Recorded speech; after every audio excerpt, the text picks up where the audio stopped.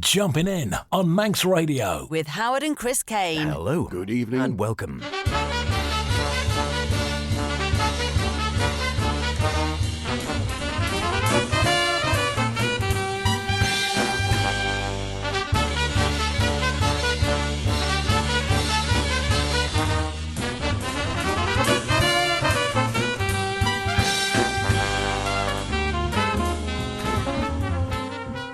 Here we are again, springing into spring. It is no joke, but it is Saturday, the 1st of April, would you believe? Oh my lord, where's the year going?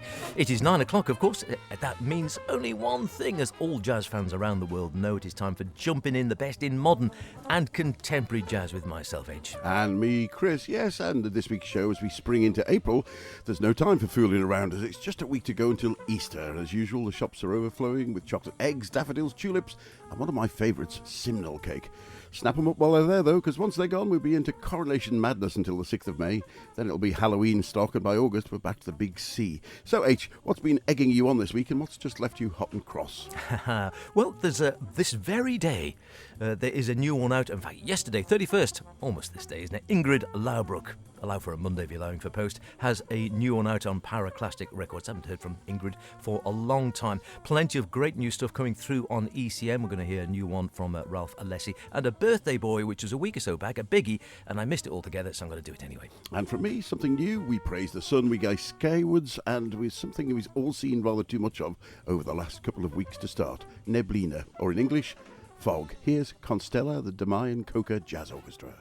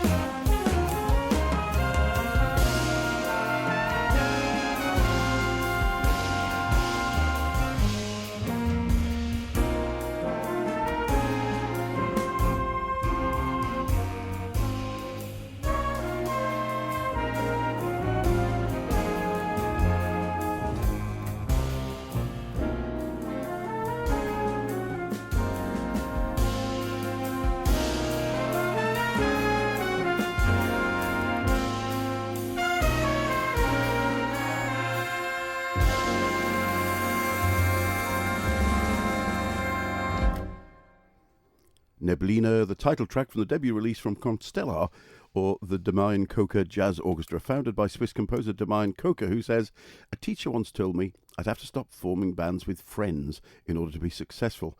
It took me 6 years to realise this was totally wrong for me. Constellar is an orchestra consisting of musicians with whom I feel a connection on both a personal and a musical level, and Constellar's goal is not success per se, but to create meaningful music that offers listeners a space in which they can unfold their imagination. And I realise bringing 17 musical friends together and playing my music with them is all the success I need." Taking his inspiration from Gil Evans and Maria Schneider, Coca has formed an orchestra which deserves success, I think, in every sense of the word, and I, for one, can't wait to catch them live. They are touring at the moment. Neblina is out now on the Sonor record label, and many thanks to them for sending us a copy. Good stuff. Nice opener. Always nice to hear a good sounds band like that. Ingrid Laubrock coming up next. We hadn't heard her on the programme, I think, for some time, certainly under her own name. We first came across her when she was part of the Fire Collective. She'd started out in Germany, played there, then moved to the London scene for several years, where she was very active with the Fire Collective and with some of her own bands, and then decided to relocate to stateside New York, where she's been ever since, and carving out a name for herself in experimental, fusion, jazz ensembles, stuff at the cutting edge, or certainly at the more experimental side of the music in many ways. She's got her latest one out, I said yesterday actually was. You actually will find it now online, I assume, 31st of March. It was out on Paraclastic Records. It features Maz Swift, Tomika Reed, Brandon Seabrook, Michael Famaniak and Tom Rainey. It's called Quiet, or The Last Quiet Place, and this is a track called Anticipation.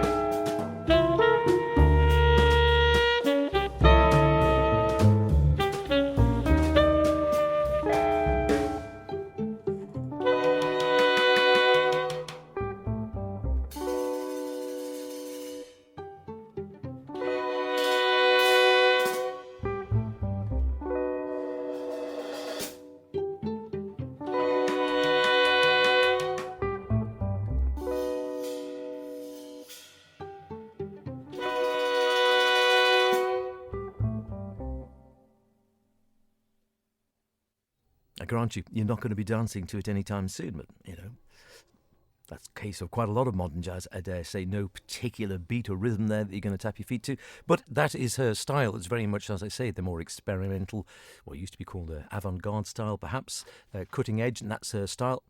I quite like it, I must admit. It's quite fresh, it's different, always something interesting to listen to. The Last Quiet Place is the name of the album, out on the Pyroclastic Records, and thanks to Anne Braithwaite for sending that one through to us as ever. A good player. It's based on a book by Colbert, I think it is, the Sixth Extinction and Under a White Sky, and there's an argument from her that there's this mass extinction underway, and mankind, basically there's no place left unpolluted by mankind, and that might have been the way it's been for a long time, according to the writer Elizabeth Kolber in her Pulitzer-winning book The Sixth Extinction and an Unnatural History. And she's taken this idea and saying, well, I'm concerned now there's nothing untouched or functions the way it's meant to, and there's no longer any places that are totally pristine other than that quiet space within yourself. Maz Swift is on the cello there. I beg your pardon, actually. He's on violin, Maz Swift. The cellist is Tamika Reed. Guitarist Brandon Seabrook. Michael Thomaniak, bass. Drummer Tom Rainey, who I think might be the other half of Ingrid Laubrock. I could be wrong. And Ingrid herself. And like I said, that one was out yesterday. If you like your jazz a bit more experimental, check it out.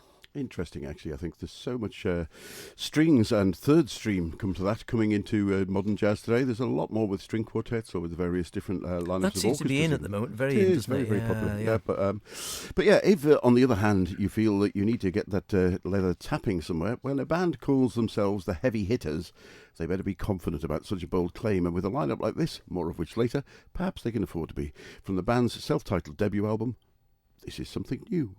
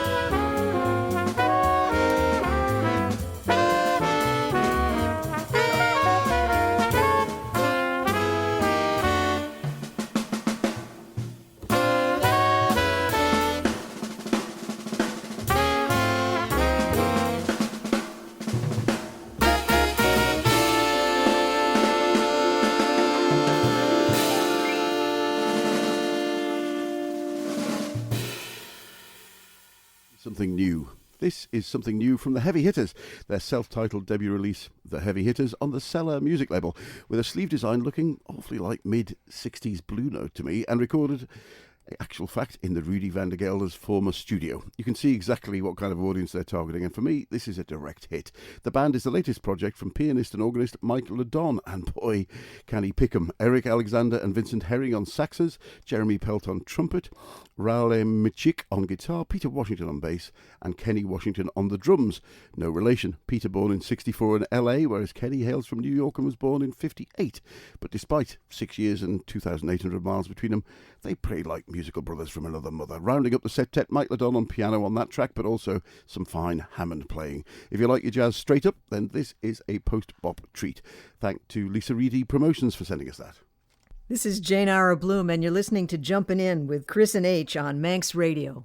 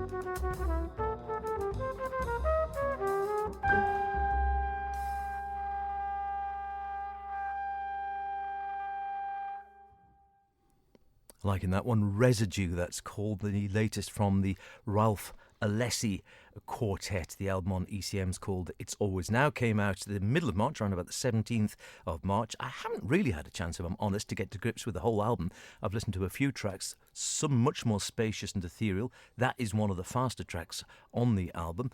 I enjoyed it very much indeed. As Nat Chinnan says in the New York Times, Alessi's trumpet tone conveys a rounded luminescence. Sounds a bit like Thomas Stanko from time to time too, that sort of slight growliness as well. Like the moon in full phase, says Nate, and his technique is an astonishment of fluency. There's absolutely no doubt about that. He's now a resident. I thought he was still stateside. He's actually resident in Switzerland, where he's been since August of 2020. And he says it's given me an opportunity to collaborate with a new mix of musicians who I hadn't had the pleasure of playing with before. I strongly believe in the benefit of change. And here he is in the company of Florian Weber, or Weber, I think it probably will be, on piano, another ECM artist. Bence Erster on double bass.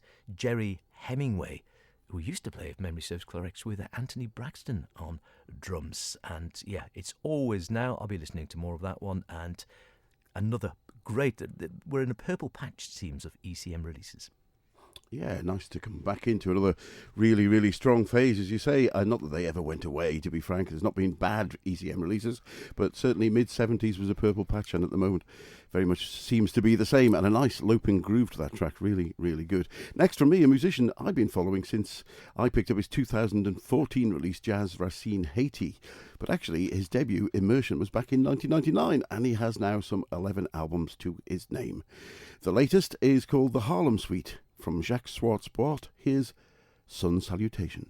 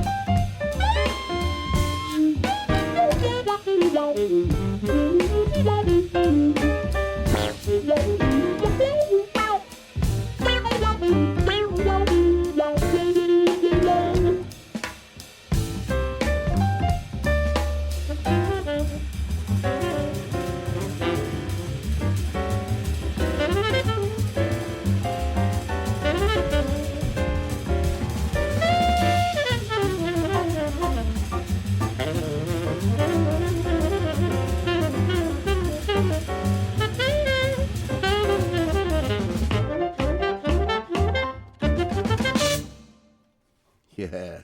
Sun salutation there from saxman Jacques Schwartzbart. Recently released the Harlem Suite. He says, the Harlem Suite was a childhood dream of coming to New York from my little island of Guadeloupe and becoming a jazz musician. The tunes and arrangements celebrate each step of this perilous but rewarding journey during the 20 years I've spent in this iconic part of New York. And over the years, he's made some good choices as friends, as the undectet. Who knew that was a thing, an undectet? How many musicians is that? A non-dectet? No, an undectet. None. No, 11, as it happens. I'd never heard that term before. But the 11 musicians are made up of really a group of trio settings. We have Victor Gould, Sullivan Faulkner and Gregory Privat on piano, Matt Penman and Reggie Washington on bass, Marcus Gilmore, Terry Lynn Carrington and Arno Dolman on the drums, and some background vocals from Malika Trillion and Stephen McKay. And, of course, Jacques Schwartzbart on the sax. The Harlem Suite's out now on Rope-A-Dope, and thank you very much to them for sending us it. Terrific stuff. You are listening to Jumpin' In, the best in modern and contemporary jazz here on Manx Radio with Chris and myself, H. Drop us a line anytime with any ideas or thoughts or something you might like to hear. Howard Kane at manxradio.com, Chris Kane at manxradio.com, or both if you're feeling frisky. Paul Motian, one of my favourites of all time and certainly one of my favourite drummers of all time. And I missed his birthday. How could I do that? 25th of March it was. Sadly, we lost him, of course, in 2011 at the age of 80. But I didn't want to let the birthday pass. I've gone back to the 1980s, the late 80s, 89 for his On Broadway Volume 2 album. And this is I Got Rhythm.